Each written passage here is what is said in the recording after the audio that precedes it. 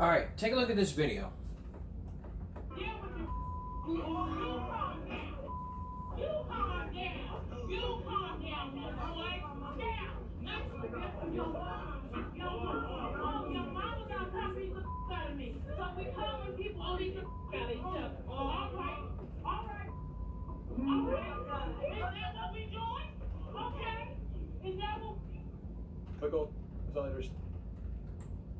Wow. That's what happened in Pontiac. A substitute teacher was berating her students using profanity. And what happened next would shock everybody. Take a look. This rant recorded, now spreading like wildfire online. All right. Is that what we doing? Showing who the Pontiac School District says is a teacher just a second day on the job Tuesday. This is not a school. That's what they told me when I came here. In longer versions of the video sent to Local 4, the freshman teacher. I'm 53 years old. This little peon is sitting up in here calling me a girl. Is heard arguing with students using derogatory language, then threatening to leave. Sis, you sound... One parent whose teenage son witnessed and recorded the now viral rant, Kayla Burns, says she's disgusted. When a teacher's calling kids the B word, the A word, and the N word, I think that needs to be addressed right away. Now, Burns and the mother of another student in the video say they're really upset because they say this isn't the first time a staff member has been inappropriate with their kids. But as some call to, quote, bring that teacher back, and, quote, we need more teachers like her. Anybody who sees that video and blames the child for being a child, or the parent who's advocating for that child, then I got to question their integrity. The district says the video doesn't reflect their values or staff standards, and she no longer works there. Other parents now demanding changes from the top down. I want a letter to go out to every student's parent. We are deeply sorry that your child had to witness that disturbing, disgusting behavior from a teacher we hired. Again, some parents say this goes a lot deeper than some kids allegedly threatening to call their mom to fight their teacher. We did get a lengthier statement from the district about Burns' concerns specifically. They say in part, quote, district and school administrators have been engaged with the parent for several months to review concerns, address questions, and work toward resolution through appropriate school and district processes. Our focus remains on maintaining a safe and respectful learning environment for all students. Meanwhile, a lot of support coming in for that teacher online. A GoFundMe has also been created for her. Reporting live in Pontiac, Erica Erickson. Definitely a tough situation all the way around. Erica, thank you. Hold on a second. Cause y'all crooked right there. There we go. Yeah, okay. I don't know where to begin here. I don't know why I keep saying because not an answer.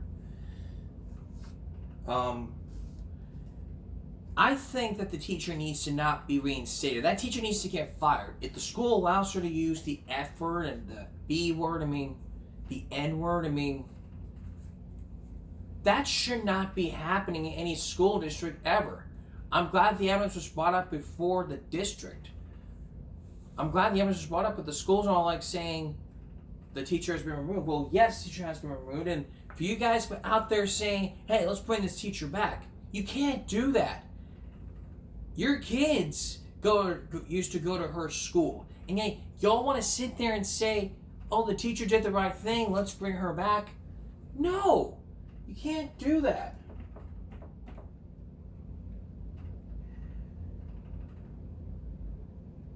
You just can't do it.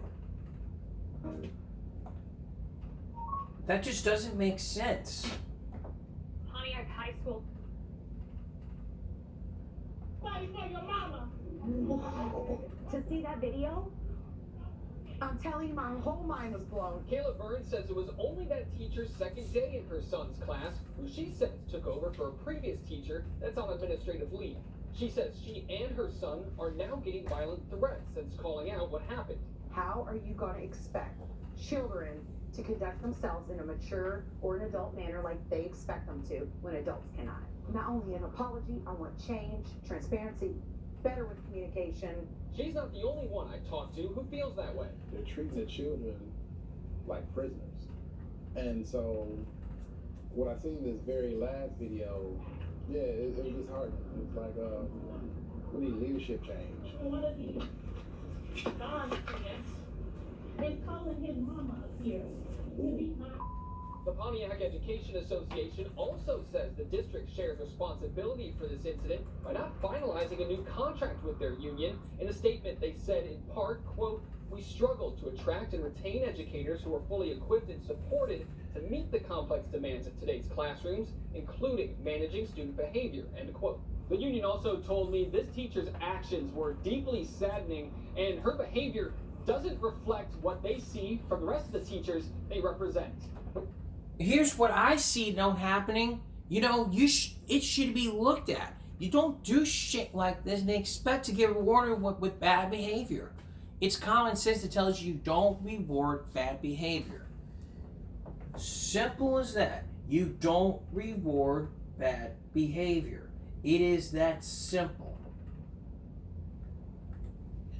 Well, I was scrolling through YouTube and I came across this video from the Red Stickman, a 20-minute video in animation drawing that lists every major mistake parents made that create school shooters, which leads us to the question, which we're going to answer when we return.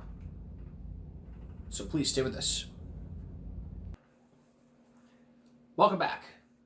Can parents ever be charged with involuntary manslaughter? Well, after the biggest case in nearing 5 years since that horrific shooting in Oxford, Michigan, the answer is yes. Tonight we're going to show you a clip. We're going to show you a clip from a YouTube channel by the name of The Red Stickman, who 4 days ago created an animation video that lists every major mistake that parents made that created all these school shooters. And the family at the top of the list was the Crumleys. You might remember the Crumleys. Ethan Crumley, Jennifer Crumley, and James and Jennifer Crumley with Ethan Crumley. Well, we'll let the video explain. Take a look.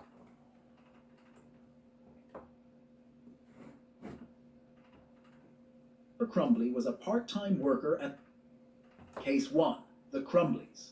In 2021, Jennifer Crumley was a part-time worker at a horse barn in Oxford Township, Michigan, splitting her time between the stable and an affair with a local fire captain. Her husband, James, worked odd jobs. Their 15-year-old son, Ethan, was a freshman at Oxford High School, and he'd been asking his parents for help. He wanted to see a therapist. They told him to suck it up. His journal, which neither parent ever read, contained 21 pages. Every single page mentioned a shooting. On November 26th, James Crumley took his son to a gun store and bought him a 9mm Sig Sauer handgun as an early Christmas present. The boy was 15. Ethan posted on social media, "Just got my new beauty today." The next morning, Jennifer took him to a shooting range and posted her own photo. Mom and Son Day, testing out his new Christmas present. 2 days later, on November 29th, Ethan wrote in his journal, "I got my gun. The shooting is tomorrow. I have access to the gun and the ammo." Later that day in school, a teacher caught Ethan searching for ammunition on his phone during class and emailed the school. The school called Jennifer. She didn't come in. She texted her son instead. "LOL, I'm not mad at you. You have to learn not to get caught." The next morning, November 30th, Ethan's math teacher found a drawing on his desk. A handgun pointed at the words, "The thoughts won't stop. Help me." A bullet with blood everywhere, and a body shot twice with, "My life is useless." The school pulled Ethan from class and called his parents in. James and Jennifer arrived at the school around 10:30 that morning. Counselors showed them the drawing. They were told to get their son into counseling within 48 hours, or the school would contact Child Protective Services. They refused to take him home. They never mentioned the gun they had bought him 4 days earlier. They never checked his backpack. The loaded Sig Sauer was inside it during the entire meeting. Jennifer left the school and texted her affair partner that she was free to meet up. At 12:50 that afternoon, Ethan walked out of a school bathroom and opened fire in the hallway. He fired 32 rounds. He killed Tate Meyer, 16, Hannah St. Juliana, 14, Madison Baldwin, 17, Justin Schilling, 17. 7 others were wounded, including a teacher who texted her husband, "I love you, active shooter." 7 minutes after the first news reports and before anyone had publicly named the shooter, Jennifer texted her son, "Don't do it." She already knew. James called 911 15 minutes later to report a gun missing from his house. Within hours, the Crumbleys drained Ethan's bank account down to 99 cents, withdrew over $6,000 in cash, bought 4 burner phones, and vanished. On December 4th, police found them crouching inside an art studio in Detroit, near the Canadian border. Their lawyers said they were not fleeing. The police chief's response: "This isn't indicative of turning yourself in, hiding in a warehouse." Ethan surrendered to police inside the school. He was charged as an adult with 24 counts, including 4 counts of first-degree murder and 1 count of terrorism. In October 2022, he pleaded guilty to all charges. In December 2023, he was sentenced to life in prison without the possibility of parole, the harshest sentence available for a minor in Michigan. He told the courtroom, "I am a really bad person." Jennifer Crumbley was convicted of 4 counts of involuntary manslaughter in February 2024, the first parent in American history criminally convicted for a child school shooting. James was convicted the following month. Both received 10 to 15 years. At trial, Jennifer was asked if she would have done anything differently. She said she wouldn't have. Case 2. Nancy Lanza. In 2001, Nancy Lanza was living in a 4-bedroom colonial house. Nothing differently. She said she wouldn't have. She wouldn't have. This is every major mistake that parents made that created these school shooters. One of those mistakes is not getting your child the help that he or she needs. Even if you as a parent have a child that's depressed or needs therapy, you need to help them. You don't go all WWE going all, "Suck it up! Suck it!" What you say? I said, "Suck it!" You don't tell them to suck it up and get the fuck over it. You find a therapist in your county that can really help them out. And yet, what they did, they took them to the shooting range, bought them a handgun, drained the account, bought 3 burner phones, fled from police,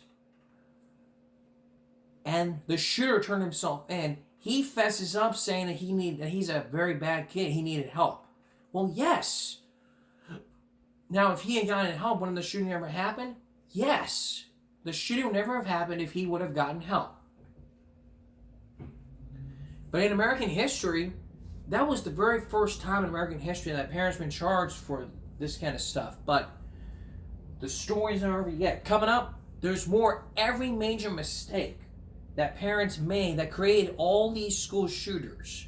We're going to look at all these mistakes, including look into some of the cases that created these school shooters, and learn the warning signs of a school shooter. Stay with us. So tonight our main focus is on the mistakes that parents made that created these school shooters. So far, we've looked at one case.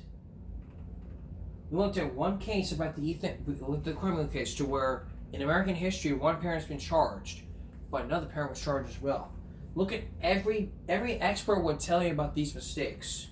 Neglect and ignorance. Parents deal with their own crises leading to failure to recognize a child's distress and isolation. Dismissal and establishment. Enabling. Parents who know these problems do not act or actively enable the child by providing access to weapons or ignoring violent rhetoric. an unsafe environment, failing to protect access to firearms, a lack of support, helicopter enabling the parents, and ignoring the warning signs. It's a threat of assessment. You know, if you're not careful, if you don't look at these signs, you are a horrible parent. You need to look at your child carefully. You need to make sure that this doesn't happen to your child. Because if it did happen to your child, you would be the one sitting in an 8x10 cell saying to yourself, I should have gotten him help. Well, you're damn right you should have gotten him help, because in Jennifer's case, they bought him the gun. They told him to suck it up. They didn't pay for his therapy. Drained the bank account. Did not do shit because they just didn't care. Didn't send him home. Didn't send him to counseling. They said, nope, we're not going to send him home. She texted her affairs saying, hey, let's meet up. And then all of a sudden, you know, they're in jail. Let's look at our next case. Case 2. Nancy Lanza. In 2001, Nancy Lanza was living in a 4-bedroom colonial house in Newtown, Connecticut, raising her son Adam after divorcing Peter Lanza, an executive at General Electric. She received nearly $290,000 a year in alimony. She didn't need to work. Her entire world was Adam. He had been diagnosed with Asperger's syndrome, sensory processing disorder, and obsessive compulsive disorder. He couldn't stand certain fabrics against his skin. He would only eat specific foods arranged in a specific way. He washed his hands so often that they were raw and red. Nancy accommodated everything. She changed his sheets daily, prepared every meal to his exact requirements, and made sure nobody touched him without warning. As Adam got older, his world shrank. By high school, he had stopped attending classes in person. By his late teens, he had stopped leaving the house almost entirely. He communicated with Nancy, who lived in the same house, primarily through email. He covered his bedroom windows with black garbage bags. He ate meals alone. In 2006, researchers at the Yale Child Study Center evaluated Adam and told Nancy directly her son was in a box and it would only get smaller. They recommended intensive intervention. Nancy rejected the diagnosis. She pulled him out of Yale's care and decided she could handle it on her own. Nancy's answer to her son's isolation was to take him shooting. She owned at least a dozen firearms, a Bushmaster rifle, a Sig Sauer handgun, a Glock, and several others, and she brought Adam to shooting ranges regularly. She told friends the range was one of the few places where he seemed calm. She kept the guns in a safe, but gave Adam unrestricted access. By every technical definition, she was a responsible gun owner, trained, licensed, careful with storage. But she was handing firearms to a young man who hadn't spoken to another person face-to-face in months, who communicated with his own mother by email, and whose bedroom windows were covered in black garbage bags. By 2012, Adam had become obsessed with mass shootings. He had built a 7x4-foot spreadsheet cataloging hundreds of mass killings, dates, weapons, body counts, names.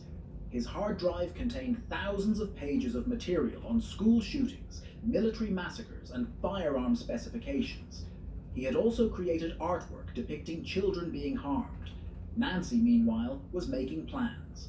She was going to move them both to Washington State for a fresh start. She told friends she thought a change of scenery would help. In the weeks before December, she left Adam alone in the house for days at a time while she visited friends out of state. She left him alone with the guns. On December 14th, 2012, Adam Lanza shot his mother 4 times in the head while she slept. He took her Bushmaster rifle, her Sig Sauer, and her Glock, drove to Sandy Hook Elementary School, the school he had once attended as a child, and killed 20 first graders and 6 staff members in under 5 minutes. The children were 6 and 7 years old. He then shot himself. It remains the deadliest elementary school shooting in American history. The Connecticut State Report concluded that Nancy had been Adam's only meaningful connection to the outside world, and that her decision to immerse a profoundly isolated young man in firearms culture, while rejecting the clinical help experts had begged her to accept, created the conditions for the massacre. Nancy Lanza loved her son completely. That love was the weapon. Case 3. Nicholas Cruz. Nicholas Cruz was adopted in 1998 by Linda and Roger Cruz, a couple in their late 40s who had tried for years to have children. Linda had suffered 4 miscarriages. When they brought Nicholas home, she was described by friends as ecstatic. Roger died of a heart attack when Nicholas was 5 years old. The boy had been in the den with him when it happened. He ran to the kitchen, past his mother, crying. She asked if his father had yelled at him. Nicholas said clearly, "No, Daddy is dead." He didn't receive grief counseling until 4 years later. Linda was, by almost every account, a devoted and patient mother. But her approach to Nicholas had a pattern. When he screamed, she gave him whatever he wanted. When he destroyed furniture, she replaced it. When he threatened her, she apologized. A family friend who watched this for years testified later. It had to be his way or no way. His mother gave him everything, except the ability to hear no. He was never held accountable, never taught that the world doesn't bend to you. So when life finally... Booking.com has all kinds of stays because some want a house in the desert. So now we know what's going on in this case here, you know. The parent didn't want to help him, so it's like, okay, take him to the shooting range. And now with Nicholas Cruz, nothing happened because nobody cares. All these parents want to do is say, nah, no need, I got it covered.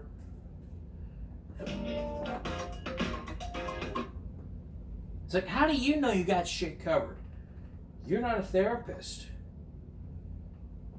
When things stopped going his way, he had no tools to handle it. He didn't adapt. He broke. Between 2011 and 2016, Broward County Sheriff's deputies were called to the Cruz home 39 times for his violent behavior. He was never arrested, not once. A neighbor called 911 after seeing an Instagram post where Nicholas wrote that he wanted to shoot up a school. The responding officer's conclusion: until he does something, there is nothing I can do. Linda Cruz died of pneumonia in November 2017. Nicholas was 19. He moved in with a family whose son he knew from school, James and Kimberly Sneed. James knew Nicholas owned an AR-15 and several other firearms when he moved in.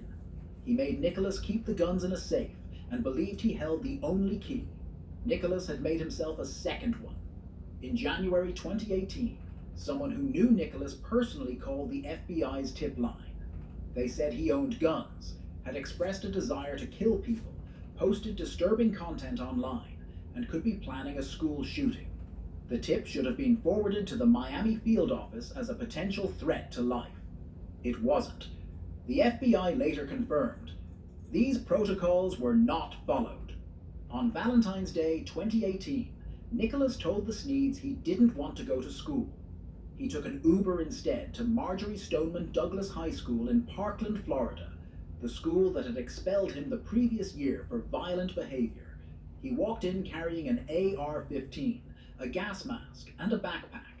Over the next 6 minutes, he moved through the freshman building and killed 17 people, 14 students and 3 staff members. He then walked out with the fleeing crowd, went to a Walmart, bought a drink at a Subway, and stopped at a McDonald's. A police officer recognized him walking through a neighborhood and arrested him at 3:41 in the afternoon. Kimberly Sneed was at the police station when Nicholas was brought in. She looked at him and said, "Really, Nick? Really?" A reporter later asked James Sneed if he felt differently about letting a 19-year-old keep an AR-15 in his house after 17 people had died. James said, "Nope. Nicholas Cruz pleaded guilty in 2021. A jury voted 9-3 for life in prison rather than the death penalty. The unanimous vote required for execution was never reached. He was sentenced to life without parole. The March for Our Lives movement, one of the largest youth-led demonstrations in American history, grew directly from the students who survived that building. Case 4, the Cho parents. In 1992, a South Korean couple named Sung Tae and Hyangin Cho moved to the United States and settled in Centerville, Virginia, for one reason: their children's education. Sung Tae pressed pants at a dry cleaner 6 days a week, 12 hours a day. Their daughter, Sun Kyung, got into Princeton.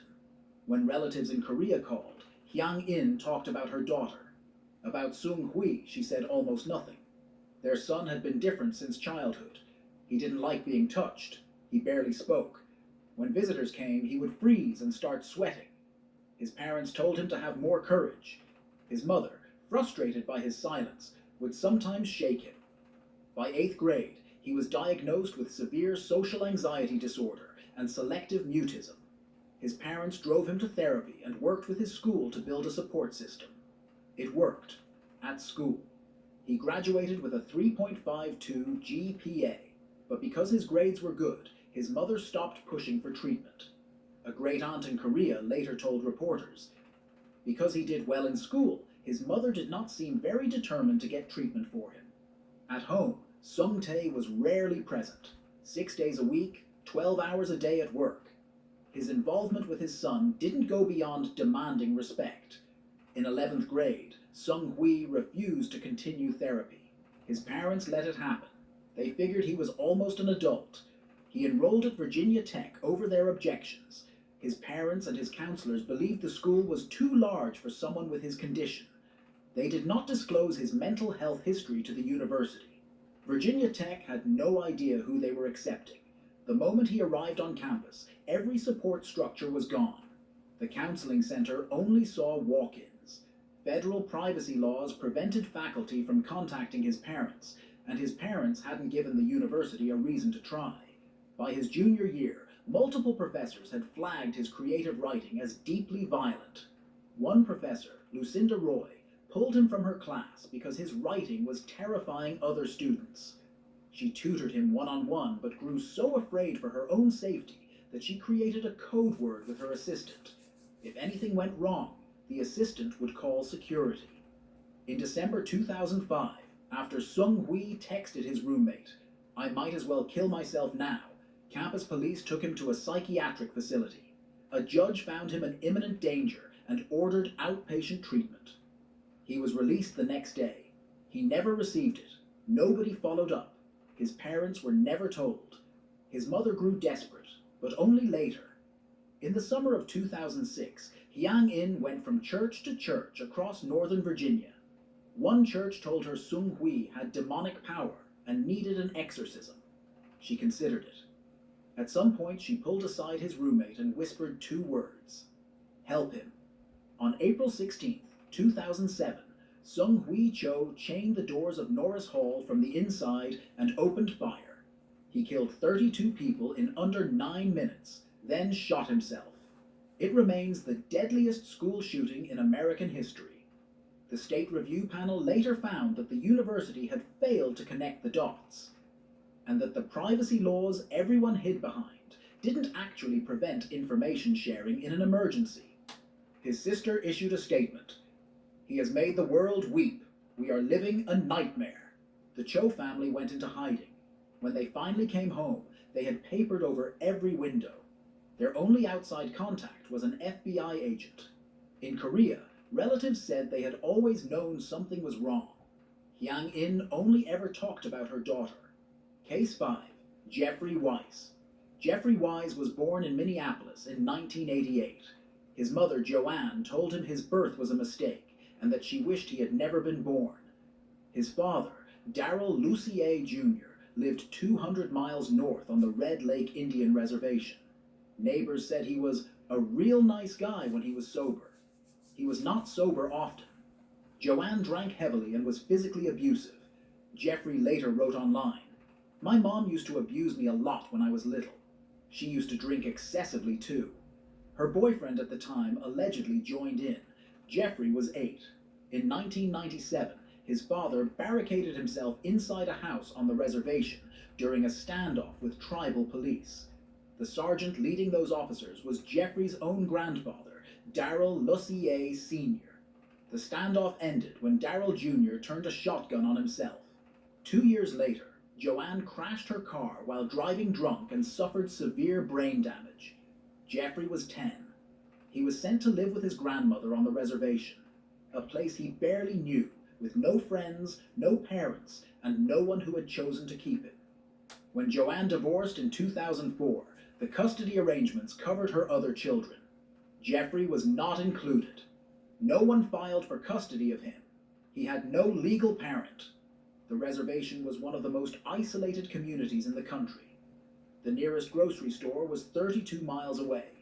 Youth suicide rates were among the highest in the nation. Kids at school bullied Jeffrey relentlessly about not having parents, not having a home. His grandmother later said, kids would always say stuff about his mom.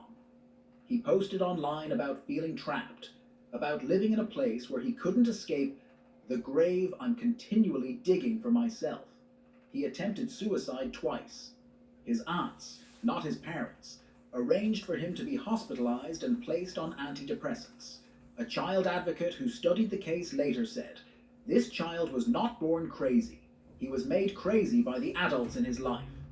By early 2005, he had been expelled from Red Lake Senior High School and placed on homebound tutoring. The week before March 21st, a doctor significantly increased his antidepressant dosage. On the morning of March 21st, 2005, Jeffrey shot his grandfather 12 times as he slept. He shot his grandfather's girlfriend twice in the head as she carried laundry up the stairs. He took his grandfather's police-issue Glock, his shotgun, his bulletproof vest, and his police cruiser. He drove to Red Lake Senior High School and rammed the cruiser into the building. He killed the security guard, walked into a classroom, and shot the teacher as she prayed aloud. He told the students, if any of you believe in God, now would be a good time to call in a favor. He killed 3 students and wounded 5 more. One student lunged at him with a pencil. The struggle let several classmates escape through a window. Tribal police arrived within minutes. Jeffrey retreated to the classroom, killed 2 more students hiding under tables, then turned the shotgun on himself. 9 people were dead, not counting Jeffrey himself. His mother drank herself into brain damage. His father shot himself during a standoff with his own father. Nobody filed for custody. Nobody chose him. The adults in Jeffrey Weiss's life didn't make mistakes. They weren't there to make them. If you enjoyed this video, hit like and subscribe for more, and tell us in the comments what topic you want us to cover next. From Labs I want to be the detective. Let me. to Rabs. I want a Bashi. I want a Bashi, son. Back in a moment. So to keep this short, y'all know what happened. Those are the mistakes that parents can make if something doesn't happen. So a reminder to all you parents out there, make sure to help out your child whenever he or she needs it. Do not shun them out. Do not ignore them. Do not tell them to suck it up. Find a therapist nearby in your area. Get the help your child needs. And then you'll live a happy family. That's all for this Game Break Friday going to Saturday. I'll see you again next week. Bye-bye.